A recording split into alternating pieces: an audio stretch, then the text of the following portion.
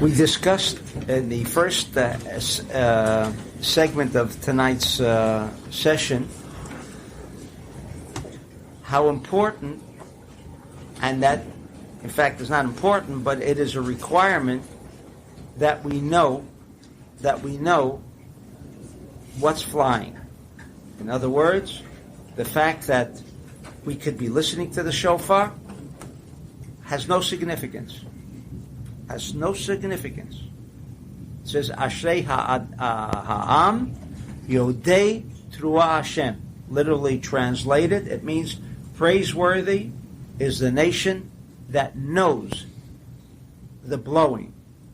Now the word is, as I mentioned in the Torah, is trua. Trua. Yet along the way, it became Shvarim, because the Gemara, actually, this complication arose from the Gemara, so it appears, that they weren't sure what the word, or what the implication of the word Truah in the Torah was about. Did it mean a consistent sound coming out? Or was it intermittent? And even if intermittent, what is the length of this intermittent sound? In other words, there is Shvarim. I hope that you're all familiar with the length and the significance. Not significance, but the way that sound appears, as opposed to Tekiah and Truah. So we are dealing essentially with three aspects. And there seems to be disagreements on what constitutes that one word mentioned in the Torah. Now, the blowing of shofar isn't only designated for Rosh Hashanah. For example, when the Jews entered the land of Israel and they wanted to capture the town of Jericho, the familiar story concerning Jericho, they blew the shofar. They blew the shofar and the walls came tumbling down. On Yom Kippur, following the Yom Kippur, the closing event, which has become so significant, unfortunately that's what others consider to be the significant event, is the blowing of the shofar at the end of Yom Kippur. It marks the end of Yom Kippur, a blowing of the shofar.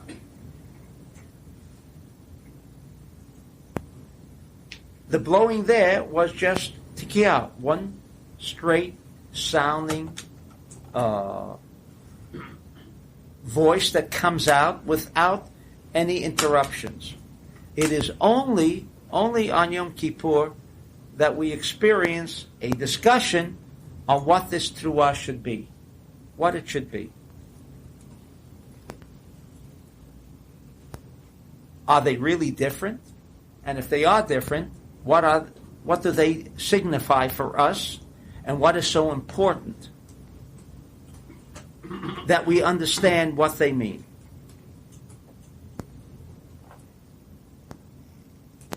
Therefore, I'll read the Zohar, and we'll see what he has to say about it. Shalamadnu. Rabbi Yosef Saba Amar, Elu hatkiyot kisidran.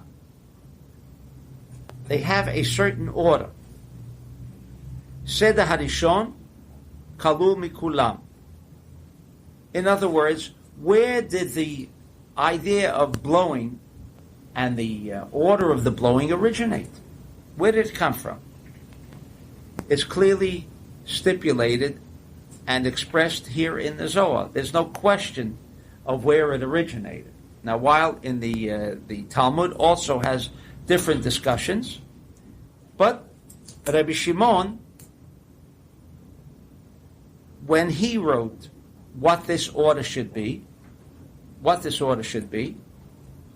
there is a halacha, there is a general ruling that if the halacha, the law of Kabbalah, stipulates doing something one way, and then there is the general halacha stipulated by others, not by Kabbalah, the halacha of Kabbalah rules. Very strange. A halacha of Kabbalah rules. In other words, there is the Shulchan Aruch that was written for the purpose of establishing the rules. But if it's in conflict with the way it has been prescribed in the Zohar, we follow the tradition of the Zohar and not the tradition that was handed down elsewhere. What does that indicate? Why did the rabbis decide that this should be the overruling halacha as opposed to other rulings? Because if we understand what the Kabbalah is about, it is not dealing merely with the sound. It is dealing also with consciousness. Rabbi Shimon says that as we blow, as I will shortly read, as we blow, or as the person who blows, and also those who listen to the blowing, must inject a consciousness, because the sound itself, the sound by and within itself, is like a telephone, that you dial, you make your connections, you're on target, you've reached the person you want to talk to, but you don't talk. The message didn't get across.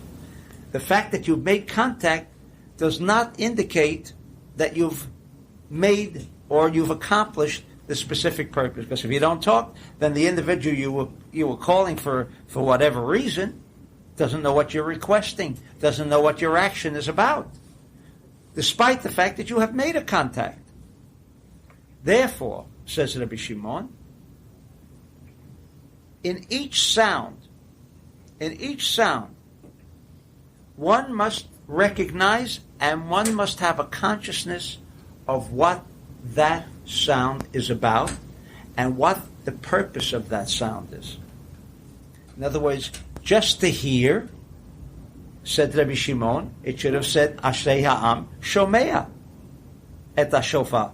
It is sufficient to hear the shofar.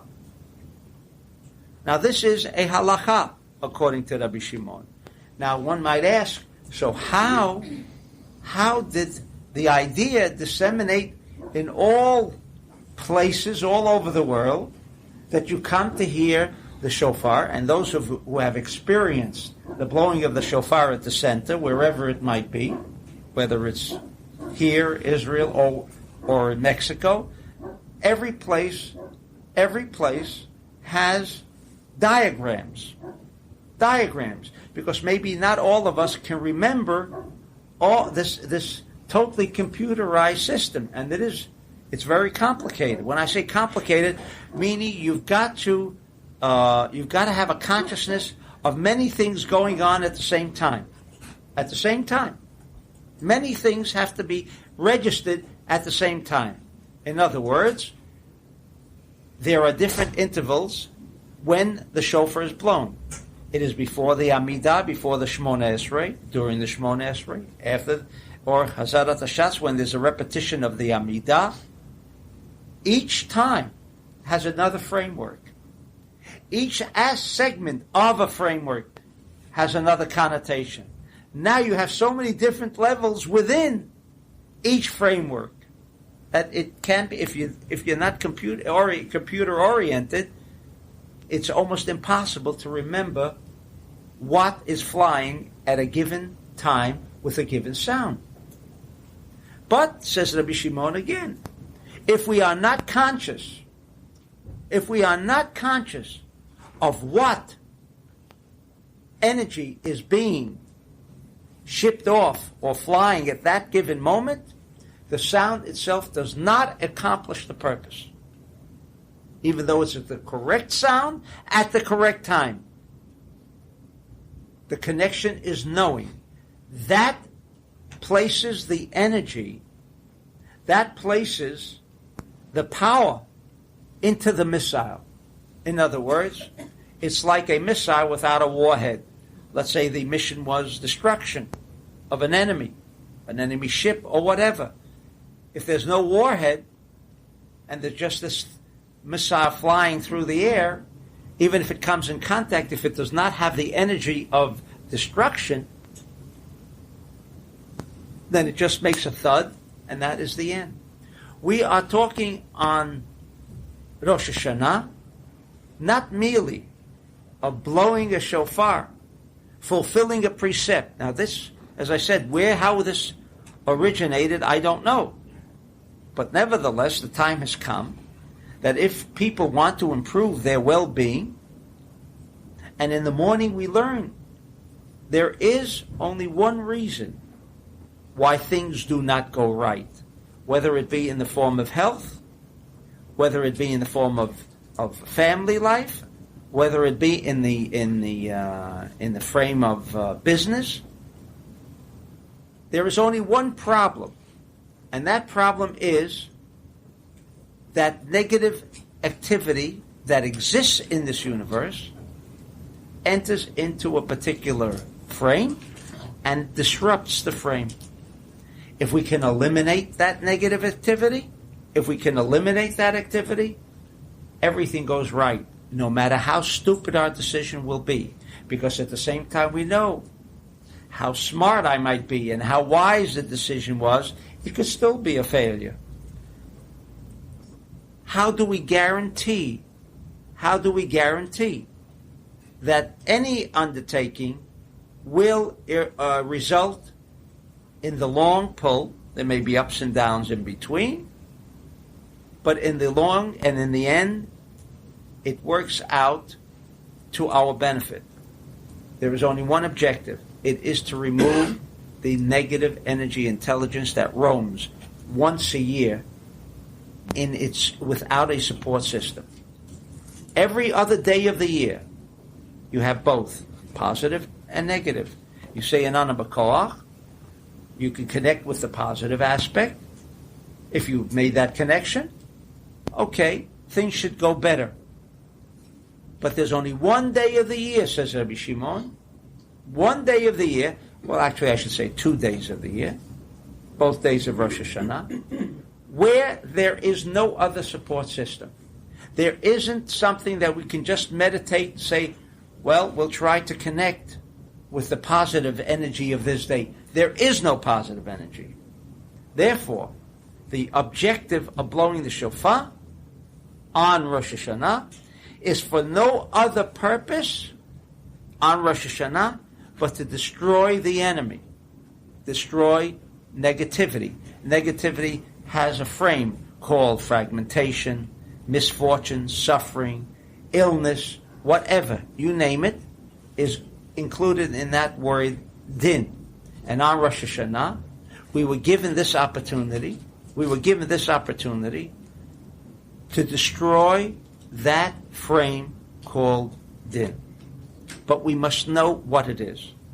Therefore, to make this connection on a higher level of consciousness than which the tapes deal with, although it deals at its minimal level, to the extent that we destroy totally the enemy, which is din, meaning fragmentation, it is to that extent that our year or the coming year represents the fortune and the certainty and all of the beneficence and good things that we seek for in our lives. I also want to mention the fact that we are now coming into the throes of Tafshin Nun. Tafshin Nun. It's an old Kabbalistic tradition from many, many sources that this is the year of Mashiach. That's simple. Now, for some people it represents trauma. Some people it represents maybe good things. But if we don't know what Mashiach means, then obviously it means both, or it doesn't mean anything. What it does mean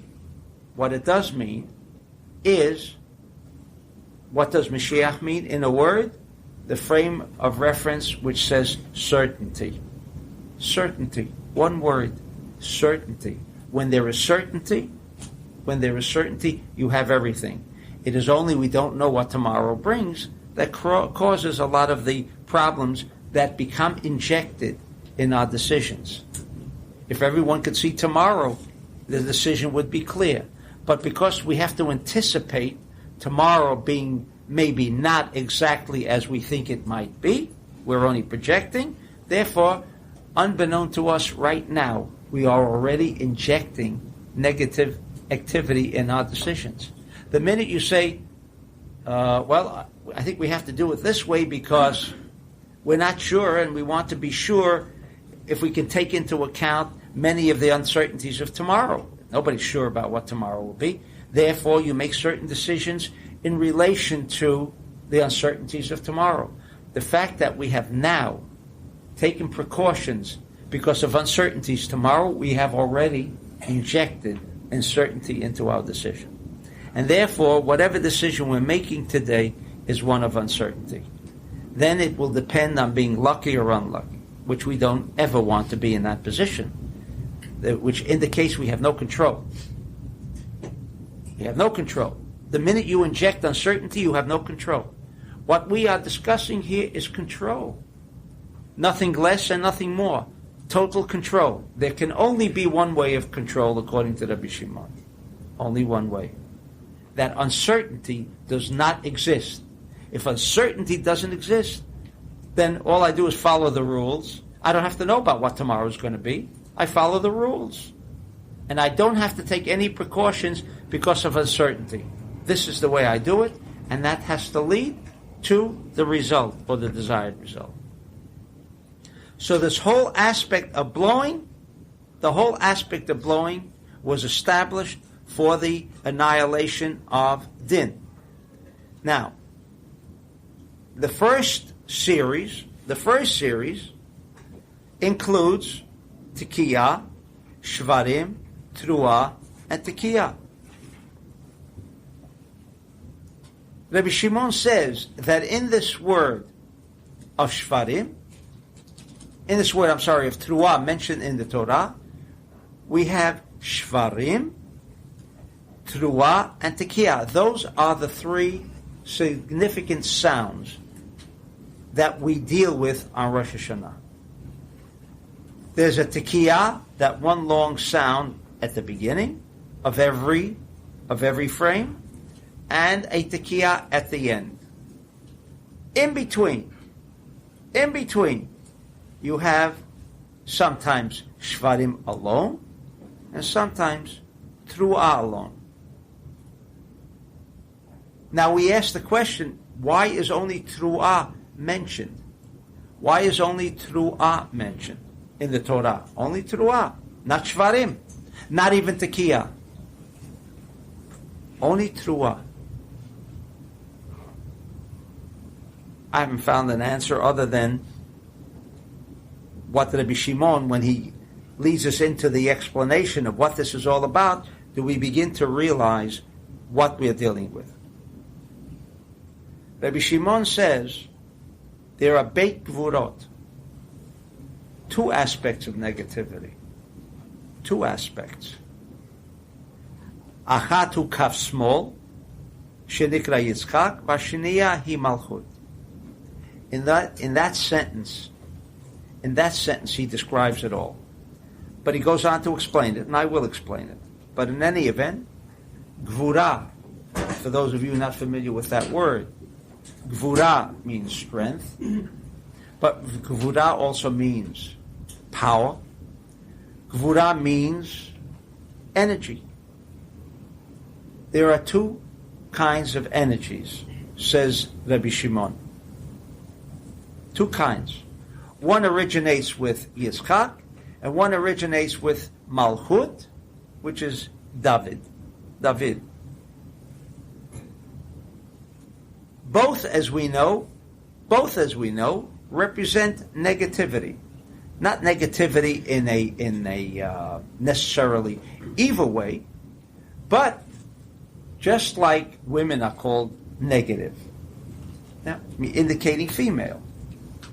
A bulb has a positive pole and a negative pole. Does it mean evil? No. Just I want to make it clear that when we're dealing with Gvura, we're dealing with the female aspect.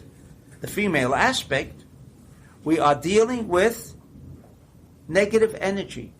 Now, in a bulb, the negative pole is the significant pole. Why is the negative pole the significant pole? Because it is the vessel that draws and makes manifest energy. That's it. In other words, who carries the baby? Why not the man? Why the woman? Because it is only this aspect of negativity that makes things manifest. Now, in manifestation of energy, and this can only be accomplished by the negative aspect. The difference between Yitzchak and David, or between Shvarim, which Rabbi Shimon says means Yitzchak, Shvarim means Yitzchak. I'll come back to the two Tekiyot shortly. And Truah means David, Malchut.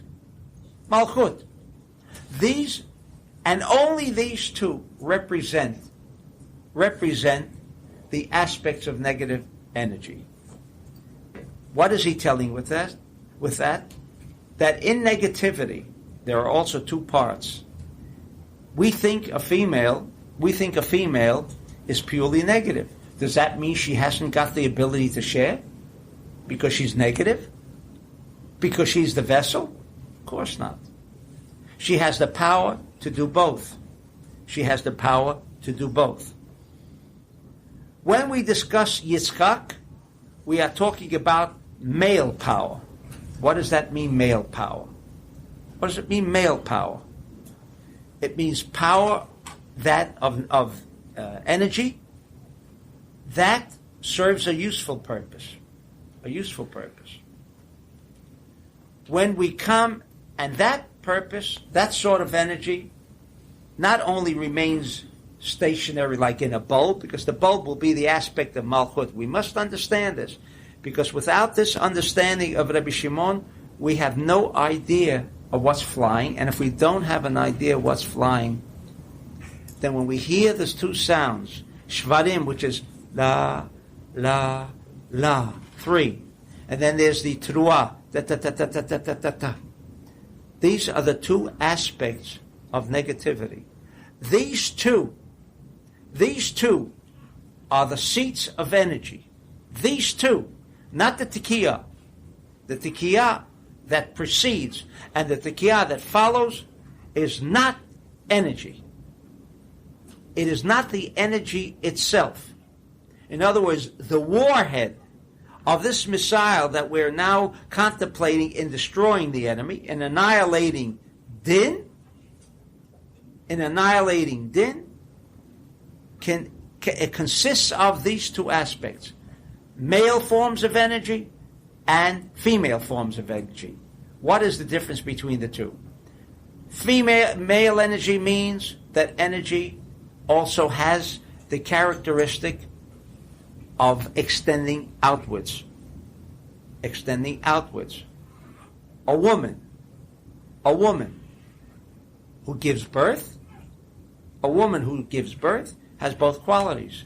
Not only has she created a manifestation of energy, but she has also given life to another person. Outside of herself. Then there is the female aspect of energy, where it is established, like in a bulb, but it doesn't go out with, well, light is the only aspect that does go out. So the bulb may not be totally within the confines. But when we make a decision, when we build something, the structure is I make a table.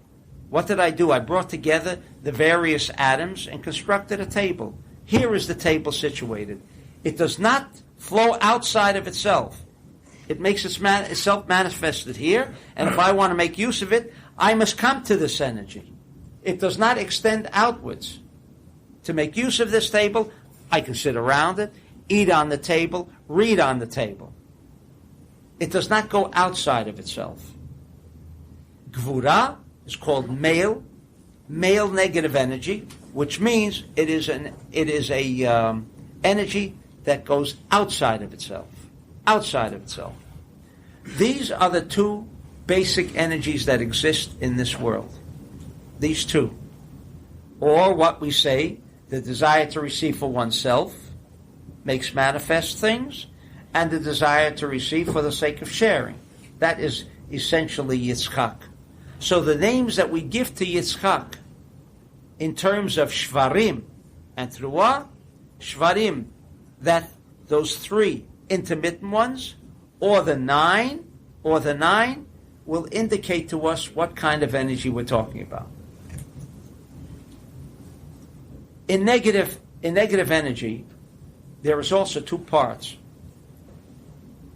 The evil part of energy also consists of two things.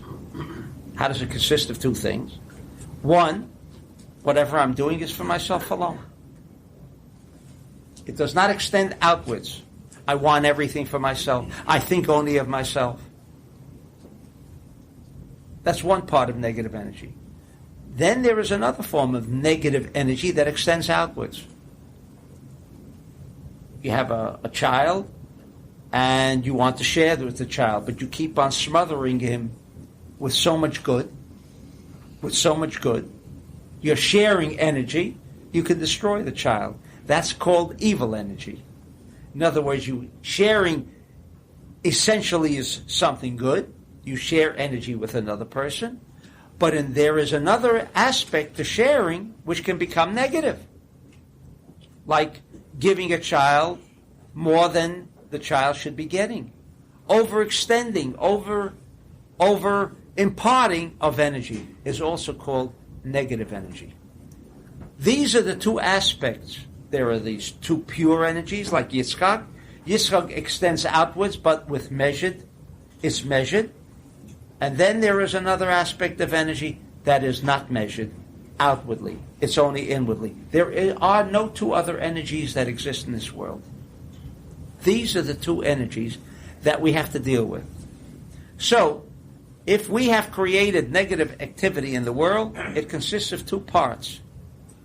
Where my ego dictated that if I share with somebody else, he'll be subject to me.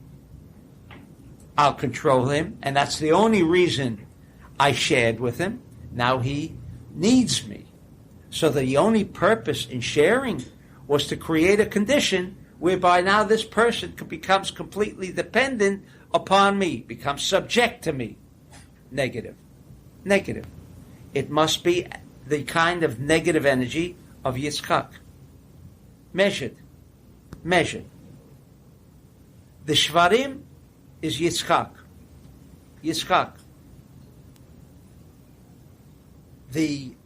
We might ask, why do we have the Teruah, which is the only aspect mentioned in the Torah? Remember, we asked the question, why only Teruah? Where did Rabbi Shimon get the idea? Where did he get the idea of Shvarim? Which means 3 sounds, not 9. Although they both have the same length in time.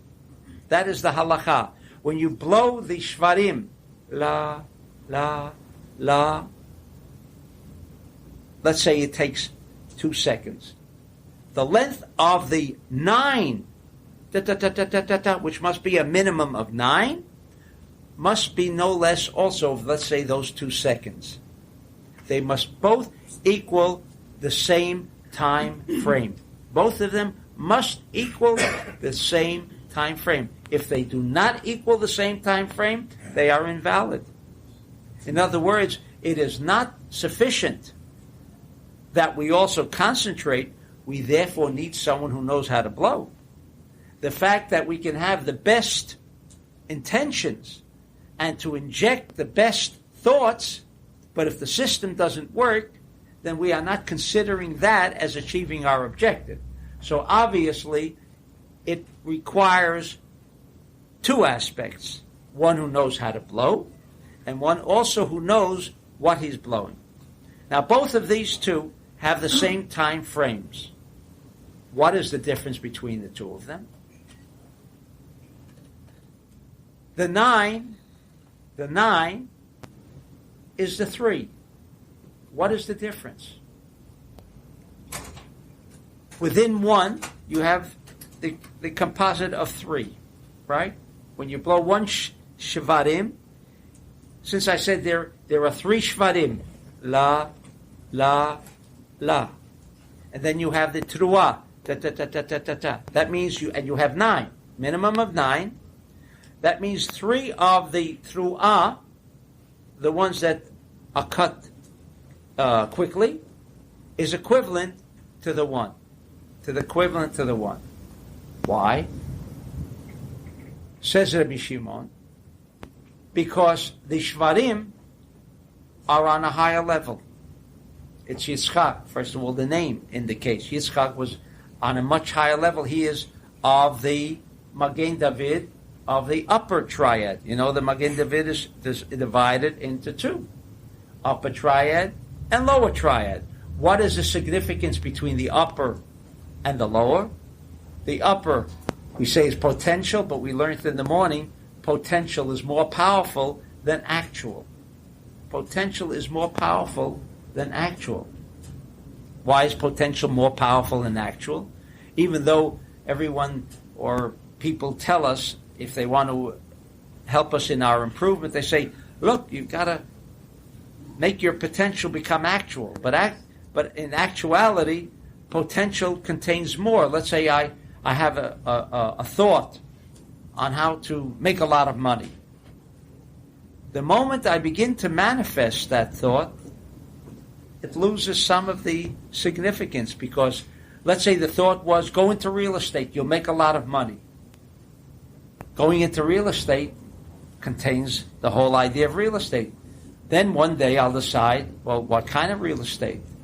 Oh, maybe stores, maybe apartment house, maybe office building, maybe land, maybe private houses. The thought of real estate contained all of these.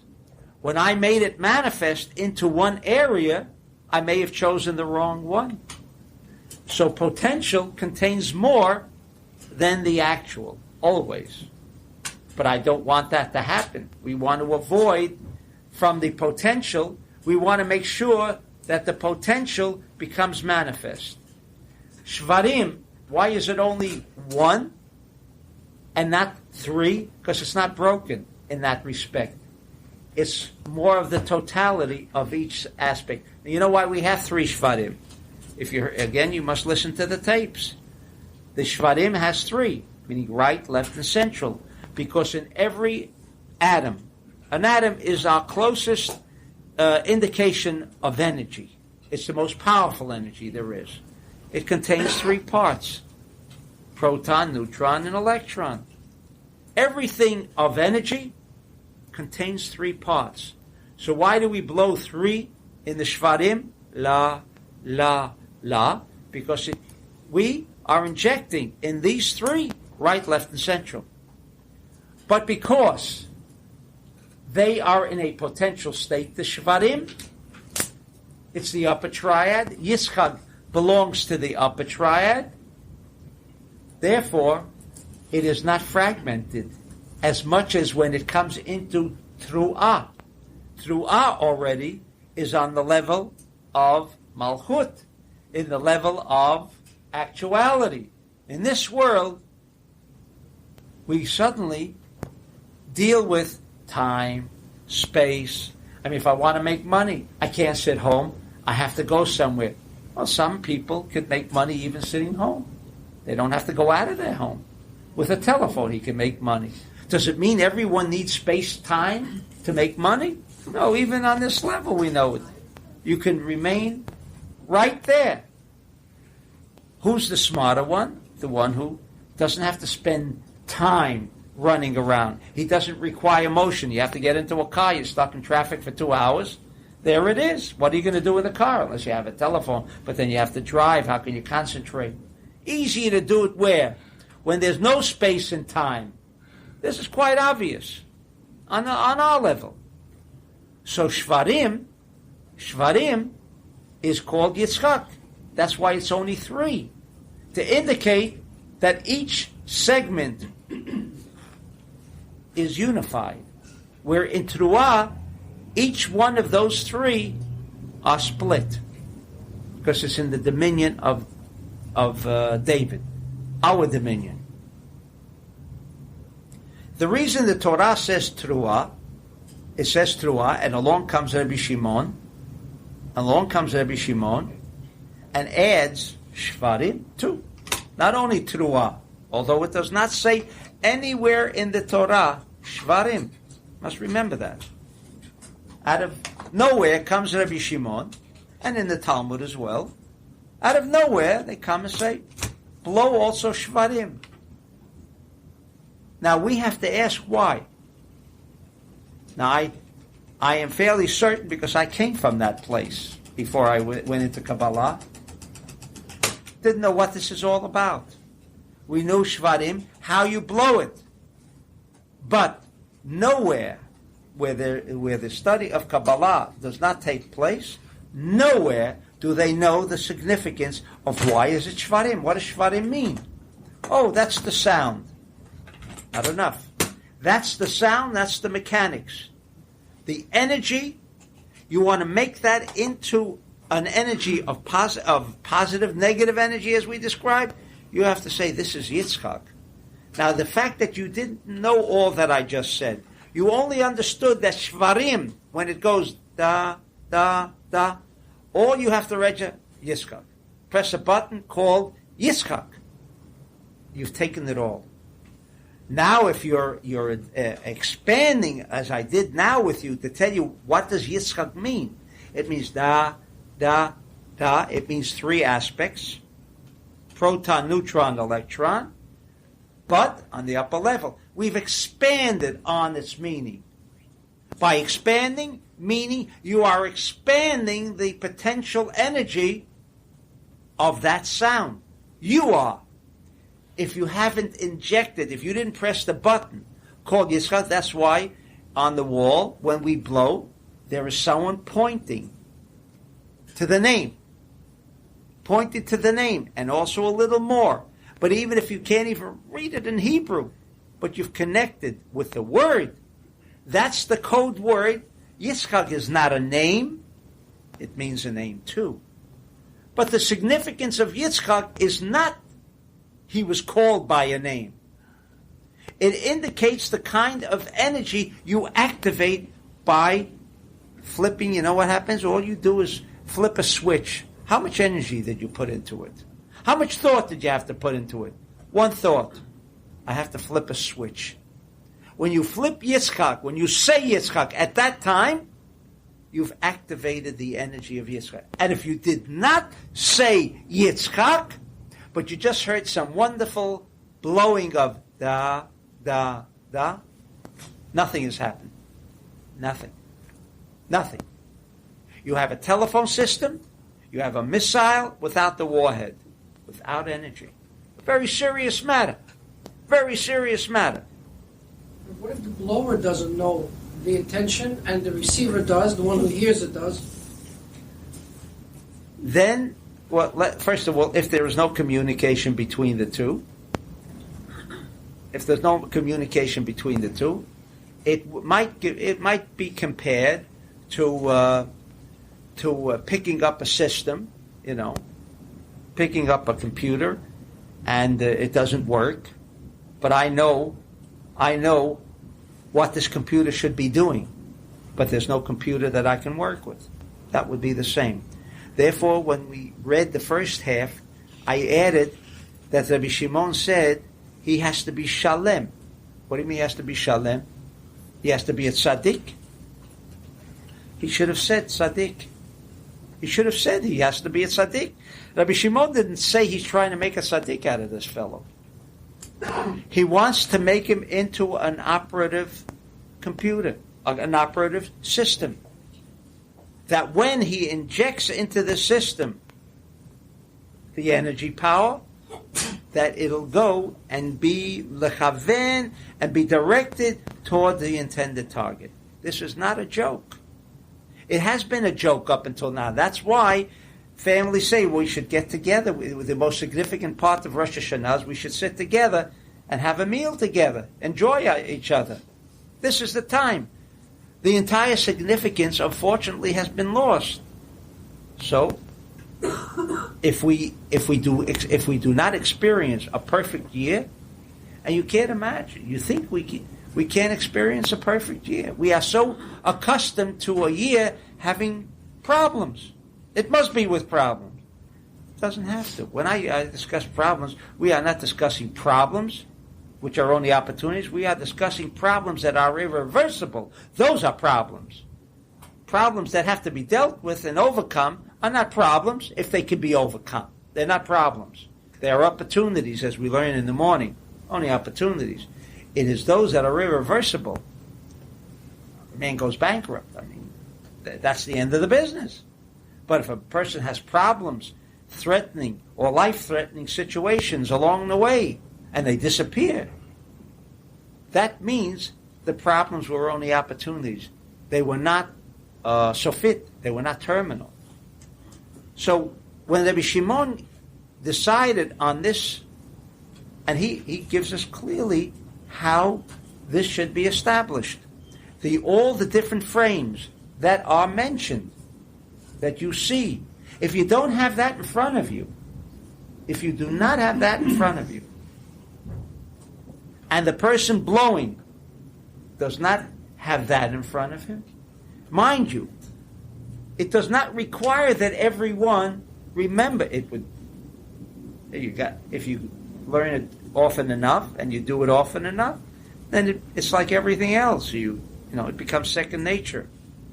But even for those who never knew what Shvarim was, but he hears the sound and he presses the button.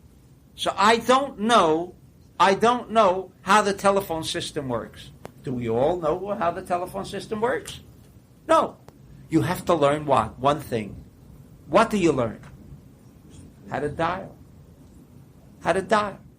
More than how to dial is not required. You've got to press a button. 0, 6.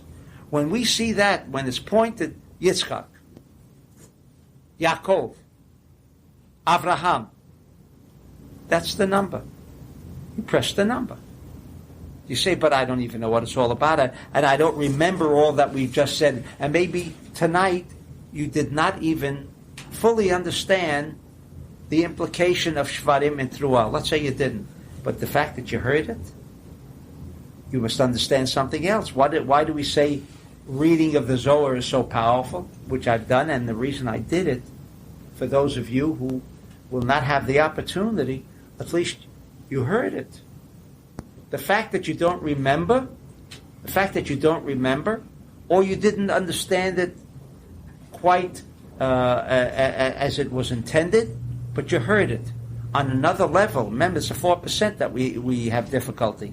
The 96% that we are told is the potential level. Remember, the psychiatrists tell us 96% of us, that potential level, we can only make it activate. You know how you activate that's 96%? Rabbi Shimon. He activates the 96%. And the reason I read Rabbi Shimon, I could have told it to you orally. No, because he activates the 96%. Is that possible? From my experience over the years, everyone, it's worth a try. I don't want to sit here and convince you of the endless miracles that we experience, and you once in a while you want to see a little miracle, right? But the proof always is is in the pudding. It's in the pudding, and we have seen that merely connecting with His words, and therefore those of you who cannot at least should find out where this reading takes place, even though you don't understand a word. Remember, if you don't understand one word, it is exactly similar to the idea of not understanding what one wire in that telephone system is about. Not understanding one byte of a computer, what it's all about. Does not prevent us from making use of those instruments. There's something when you do connecting in the telephone, when you call somebody, there's some proof that it happened. I want proof that it happened. Yes. So I say, try it. Maybe it'll work. Try it on Rosh Hashanah. If you don't try it on Rosh Hashanah, it's like they say in genetic engineering. What are they trying to do? They're trying to spot a problem in the fetus. You see, if we can spot the problem in the fetus, then it could be that everything will go well later. But once the fetus develops into a child and into adulthood, it becomes more difficult. You can't maneuver anymore. In the source, Rosh Hashanah is the source. If we can manipulate this day, then it will be the manipulation for the whole year. Now, how will you know? You'll have to see it. You'll have to see it. The proof has to be in the pudding. Now, when someone raises, like Yossi just raised this question, when you go to a doctor and you entrust your life with him, and you ask him, well, tell me, is he going to pull through? What is his answer? Not sure. And the first thing the patient does is leave. He says, you can't guarantee me. I'm going to trust you with my life. Everyone does that. They walk out from the doctor's office, right? Is that normal behavior? No. All of a sudden we become Jewish, right? When it comes to here, Rabbi Shimon says, this is a possibility. Well, listen, Shimon, I want you to show me in advance, some of the guarantees. Where do we have guarantees? We have none. In a business, what guarantees? Who can we speak to? You speak to your accountant, he will tell you. If he was that great, he would be in business himself, right? So he's not the one. The lawyer who advises you, or the economist, who? And where do we have this freedom of guarantee? Nowhere. So why should we even ask Rabbi Shimon? He's even making the comment that he says, if you handle it correctly on Rosh Hashanah,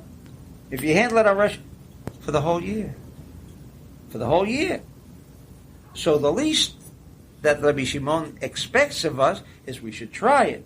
But if we don't try it, and we do not do it, then what? That we should expect it? No. Because negative activity exists in this world, and there's nothing we can do about it. All right? Now, we have, Shvarim and Truah mentioned as Truah because it actually includes Shvarim, because we said Shvarim is the potential, it's the concealed part. Thought is potential. Where is thought? Who can see it? Nobody. Remember we asked the question, how come only Truah is mentioned? Because Truah already includes the hidden part, which is called Shvarim. That is the essential part, energy. Now, why do we blow the Tekiyah before and the Tekiyah after? They are not energy. They are not buying within themselves energy. It is the harnessing of energy. What is the first Tekiyah? First Tekiyah has a code name. What's the code name? Avraham. That name Avraham is the code name. It's the button for the first Tekiyah. And every Tekiyah is Avraham. What is Avraham? person. No, we say in Kabbalah, Rabbi Shimon says, he's a code. Forget about it. That man may never existed. He may never existed. That's not what the Torah wants to tell me a story about Avraham, how good he was, kind he was in stories. No. The significance of Avraham was the terrible story that we read about taking his only son, that he was now 100, right? And 37 years old, right? And I don't think he expected to have any more children. I don't think so. He's now 137. And now he's told by God, take Yitzchak, slaughter him. And everybody reads the story, including, I'm sure, Yossi. Yeah, he accepts it. Nice. Yeah. Look, that's what a father normally would do. And you know what? Most of us don't even question it. That we don't question. How a man 137 years old is taking a son who's 37 years old and his only son, and God tells him slaughter him. That sounds right. It has nothing to do with what really was taking place. Avram is a code. Whether he existed or not is not even important. Because so what, he exist? He did exist or he didn't. What does it do for me today? How does that help me today? Avram went for the purpose of what? Laked. To bind. What does binding mean? You see, we can have a tremendous amount of energy flow, tremendous amount of ideas. But if we can't put it together, what do you have? Nothing. Nothing. La'aked, the word of, like we learned in the morning, inkudim, is putting these things all together. Putting them together. When we do that tekiah, the first tekiah, and it means Avraham, that's the code. When when we're going to blow the first tekiah, first you think or as it's being blown, Avraham. What you have immediately injected is you have established the power of harnessing. Remember, Shvarim and Teruah, we said, are two forms of negative energy. That's the warhead.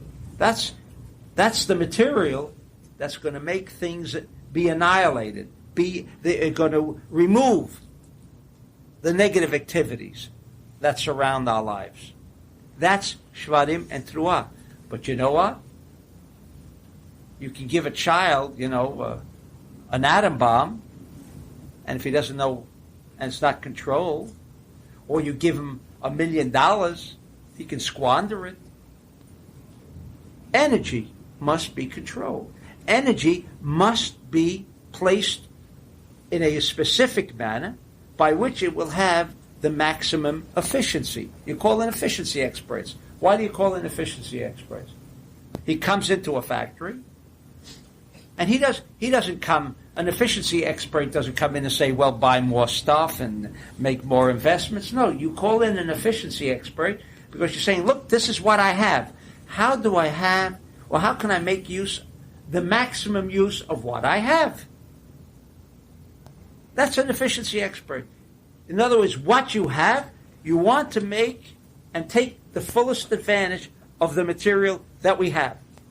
When you press the word Avraham, you have activated a force that creates efficiency, precision in the energy of Shvarim and Teruah. That's what Avram is about.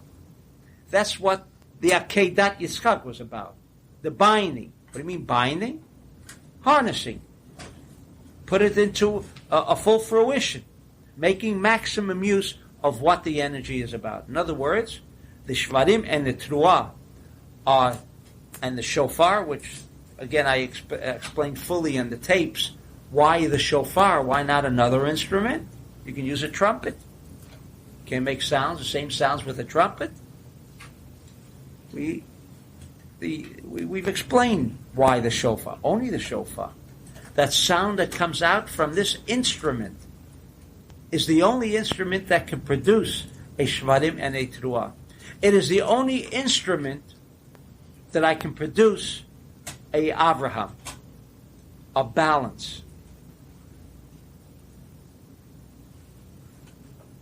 The last Tekiah, what's the code for it? Yaakov. What is Yaakov? What is Yaakov? Central column. Remember, you must have not only a proton, but also a neutron, even though physicists don't know what the purpose of a neutron in the atom is all about. Don't know. We do know. To stabilize all of these things. Stabilize. Like you have in a bulb, you have a negative column, then you have Avraham, which is the positive pole. But those two bind within themselves are not sufficient to create a circuit of energy, an ongoing instrument that is productive, that can fulfill the purpose. The last Tekiah, when it's blown, you have to press a button. That's how simple it is, by the way. That's how simple it is. It seems like it's so complicated because if you open up the halakha, and you know what halakha means direction. It means walking. It means the path. It doesn't mean rules. It means how things should be structured. That's what halakha means. But it's so voluminous. There's so much to learn. So much to learn. You can learn a lot of things, but if you don't know how to operate and you don't know how to make use of the telephone, you can learn all there is to know about how the telephone is structured, how it was constructed.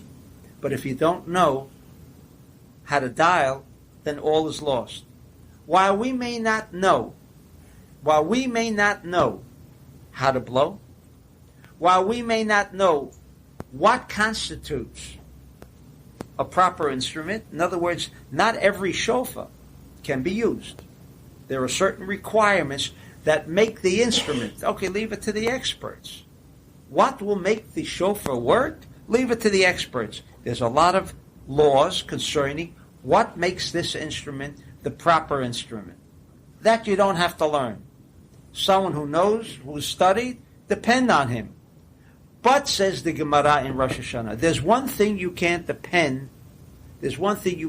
depend upon anybody else but yourself.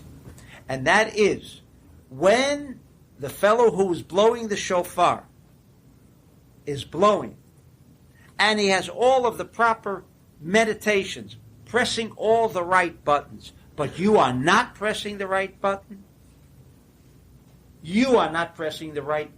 only him, and you are just listening, this is the one area where that is not sufficient. Generally, we know if I make a bracha, let's say I want to make kiddush, I make the bracha, and nobody else has to make the bracha. You have to hear it. But you know what? We still announce in advance, before the kiddush, what the purpose of the kiddush is. While you may not have to blow, others do not have to make the kiddush, but nevertheless, why do we announce what the kiddush is about? What is the purpose? If we don't know what the purpose is, we have not made a connection to the internal energy of that function, of that instrument. What about Shabbat? This year, Shabbat. All right, I'm going to bring up that one point. All right, this is essentially the system. Now, the Gemara right here also in page, I think it's, yes, in page 29b, it says, what happens if Rosh Hashanah falls on Shabbat, as it does this year? It says, although in the Bet HaMikdash they did blow on Shabbat. In the Bet HaMikdash they blew on Shabbat, but after the destruction of the temple, we do not blow on Shabbat. Do not blow on Shabbat. What is the reason, says the Talmud?